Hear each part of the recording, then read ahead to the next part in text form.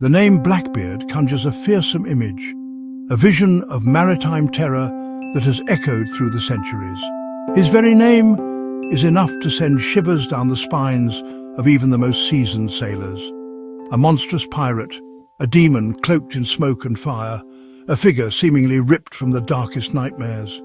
He was the embodiment of everything that respectable society feared about the lawless world of piracy. For centuries, he's been the ghost story, a chilling tale whispered in taverns and around campfires. Told to frighten sailors and thrill audiences, his legend has grown with each retelling, becoming more elaborate and terrifying with the passage of time. The ultimate symbol of pirate rebellion and chaos, a flagrant rejection of authority and order. He represented the wild, untamed spirit of the sea. But how much of this legend is real, and how much is myth, spun from fear and embellished over generations? Where does the truth end and the fiction begin? History is a murky sea where fact and fiction blend, often indistinguishable from one another. The waters of time can obscure the clearest of facts. The real Edward Teach, or Thatch as he was sometimes known, was not a mindless brute, but a shrewd strategist, a cunning leader who understood the intricacies of naval warfare and the psychology of his enemies. He mastered psychological warfare, understanding that fear could be just as potent as any cannon. He crafted his terrifying persona with care, meticulously cultivating an image that would strike fear into the hearts of all who beheld him.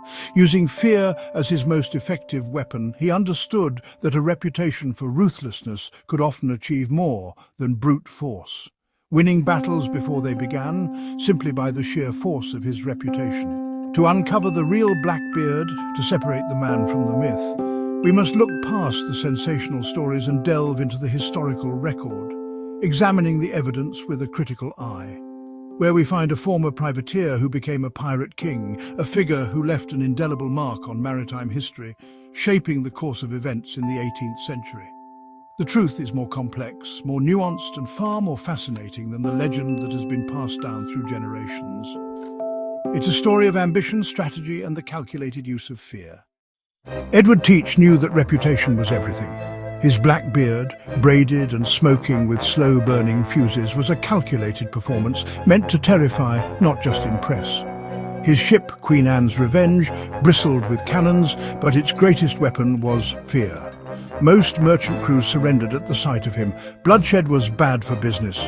Despite his fearsome image, there's no verified account of Blackbeard killing captives before his final battle.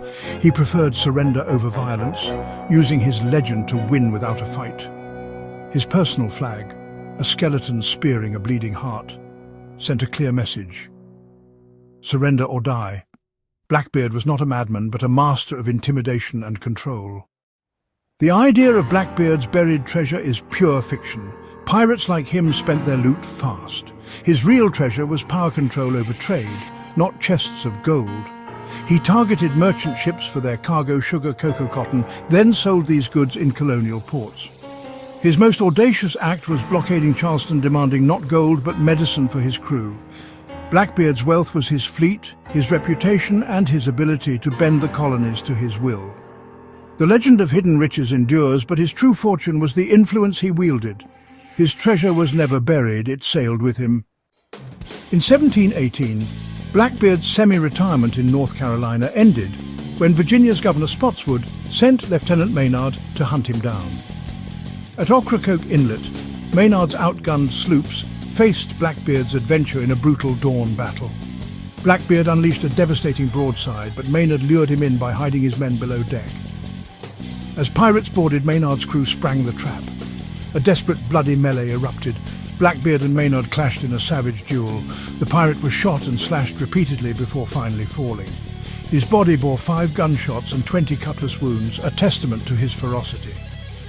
Blackbeard's legend was forged in fire and ended in blood. His death marked the end of an era. Hollywood's Blackbeard, a figure larger than life, is often portrayed as a swashbuckling anti-hero. But the real Teach, the historical figure, was a ruthless commander, a pragmatic criminal, and a shrewd tactician. He didn't speak in pirate cliches or keep a parrot. Those are inventions of fiction. pure fantasy. His life was gritty and violent, focused on profit and survival, not adventure. Real pirate battles were chaotic and brutal, not elegant duels. Blackbeard's motivations were economic. He fought for control, not for freedom or vengeance. The cinematic pirate is a myth. The real man was a master of fear and strategy. Understanding the difference reveals a far more complex and formidable figure. Before the infamous Blackbeard struck fear into the hearts of sailors, there was Edward Teach. Edward Teach was a Bristol-born sailor, a man of the sea from a young age. He was likely literate, a rare trait for sailors of that era, and undoubtedly skilled in the maritime arts. He honed his skills and learned his trade in the brutal realities of war and privateering, a world of constant conflict and high stakes. After the conclusion of Queen Anne's War, with opportunities dwindling for privateers, he turned to the allure of piracy, seeking fortune beyond the reach of the law. He found his way to the Bahamas, joining the ranks of Benjamin Hornigold in Nassau, a notorious haven for pirates. Teach quickly rose through the ranks of Hornigold's crew, demonstrating a natural aptitude for leadership and command. His ambition and capabilities soon led him to earning command of his own ship, a testament to his growing influence. He proved his mettle by capturing a formidable French vessel, a prize he would rename Queen Anne's Revenge, transforming it into his flagship. He forged his legend not through brute force or blind luck, but through a potent combination of ambition and keen intelligence, carefully calculating his moves. His success wasn't born of madness, but of meticulous planning and a deep understanding of the game he was playing. Teach understood the importance of alliances and shrewdly formed agreements with colonial governors, blurring the lines between pirate and politician. These alliances secured him safe havens in colonial ports and a veneer of legitimacy, allowing him to operate with relative impunity. In exchange for these favours, Teach offered a share of his spoils, greasing the wheels of corruption and ensuring his continued success. He was, in many ways, a product of his time, a reflection of the complex and often contradictory forces at play in the 18th century maritime world. Above all, he was a skilled mariner, a cunning ship captain, and a shrewd operator, capable of navigating both the treacherous seas and the treacherous politics of his day. He seized the opportunities presented by a lawless world, carving out his own empire in the dangerous waters of the Caribbean. And so, the Blackbeard legend began to take shape, fueled by daring exploits and a carefully cultivated image. It all started with a man who understood both the unforgiving nature of the sea and the immense power of myth and fear. Blackbeard's true legacy isn't just about buried gold or daring raids. It's something far more profound and enduring. It's the power of myth, the carefully constructed image that continues to captivate us centuries later. He meticulously crafted a persona, a larger-than-life figure shrouded in mystery and fear that outlived him by centuries. This persona became more real, more impactful than the man himself. In just 2 short years of infamy, Blackbeard established himself as the quintessential pirate. He became the blueprint, the very model for every pirate that followed, both in reality and in the realm of fiction. He was a master of psychological warfare, understanding how to instill fear and project power. He was also a brilliant brander, creating a recognizable and terrifying image long before those words even existed. His audacious blockade of Charleston, a major colonial port, was a calculated act of defiance and intimidation.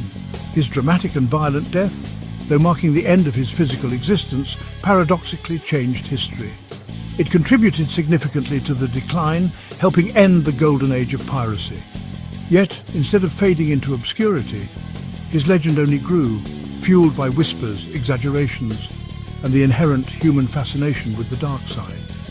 He continued inspiring both fear and a strange sort of fascination in the hearts and minds of people long, long after his demise.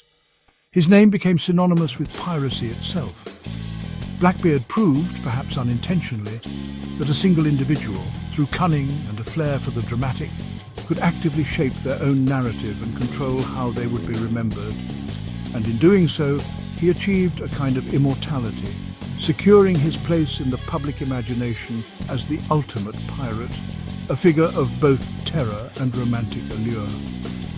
He is remembered not primarily for the treasure he plundered, though that certainly adds to the mystique, but rather he is remembered for the sheer terror he inspired in his victims and the enduring power of the myth he so carefully and deliberately built around himself. Edward Teach, the man of flesh and blood, the historical figure, is now largely relegated to the pages of history books. But Blackbeard, the legend, the embodiment of pirate ruthlessness and daring, sails on, forever etched in our collective memory.